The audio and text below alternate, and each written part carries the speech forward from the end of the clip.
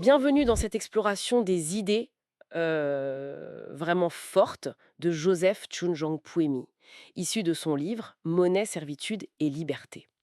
C'est un ouvrage qui, on peut le dire, secoue un peu notre vision de la monnaie en Afrique. Mmh.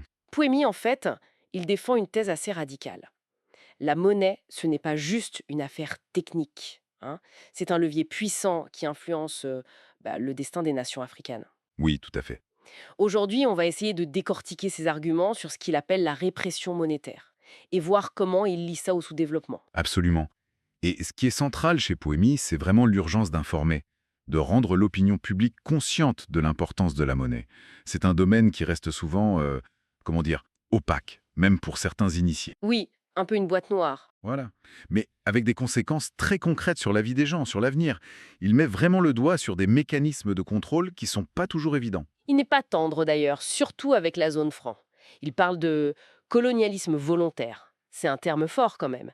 Qu'est-ce qu'il veut dire par là au juste? Ben, il pointe du doigt le fait que la France, via le franc CFA et maintenant l'euro avec cette parité fixe, garde une influence monétaire très forte sur des pays qui sont, sur le papier, indépendants politiquement. Mhm. Pour lui, cette dépendance, eh bien, elle limite énormément la souveraineté réelle.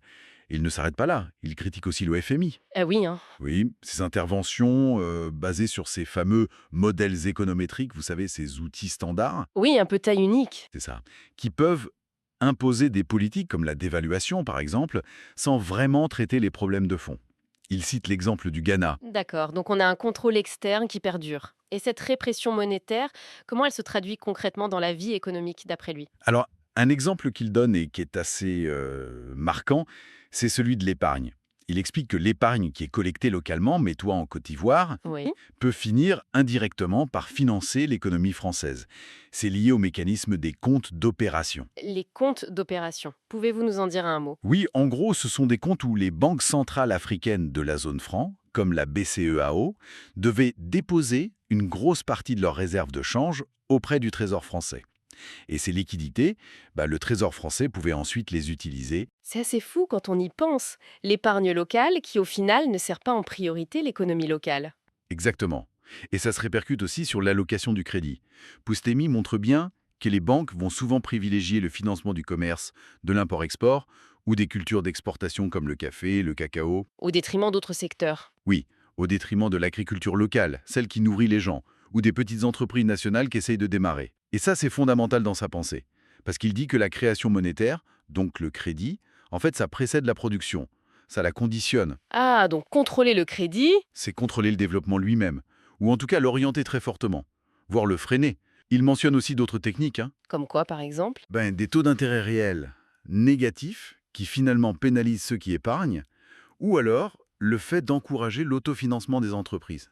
Ce qui peut sembler bien, non Oui, mais selon lui, ça empêche de créer un vrai marché financier dynamique, accessible à plus d'acteurs, où le capital circulerait mieux. Je vois. Et face à tout ça, comment il perçoit les théories classiques du développement, l'économie du développement? Alors là, il est très sceptique. Il parle de science économique du développement presque avec ironie.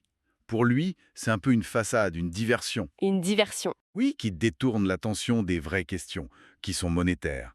L'inflation, le chômage, le taux de change. Qui crée la monnaie? Il trouve ça inefficace parce que les vrais leviers de décision, ils sont monétaires. Et politiques, bien sûr. Le concept même de sous-développement, pour lui, c'est flou. Ça masque ses relations de dépendance. C'est un diagnostic assez sévère. Mais est-ce qu'il propose des solutions?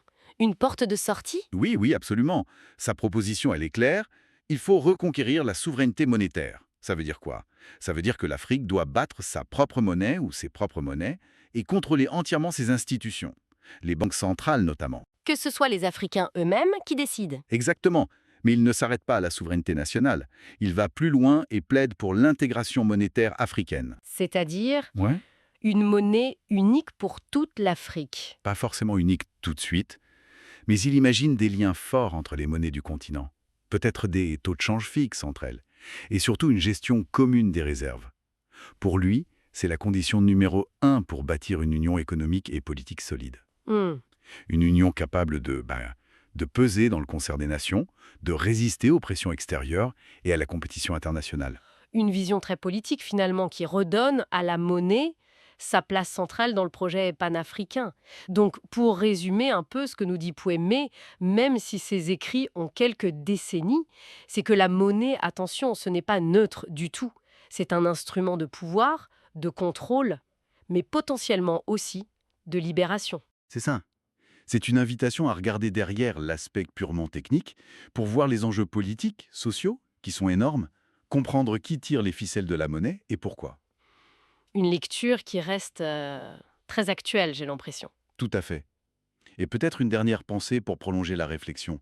Si on accepte cette idée de Poumemi, que la monnaie est avant tout un outil de contrôle et pas juste un moyen d'échange neutre, comment ça reconfigure notre façon de voir les relations économiques nord-sud et les défis du développement aujourd'hui, même au-delà de l'Afrique? Et une excellente question pour terminer. Voilà qui conclut notre analyse d'aujourd'hui. Merci de nous avoir suivis.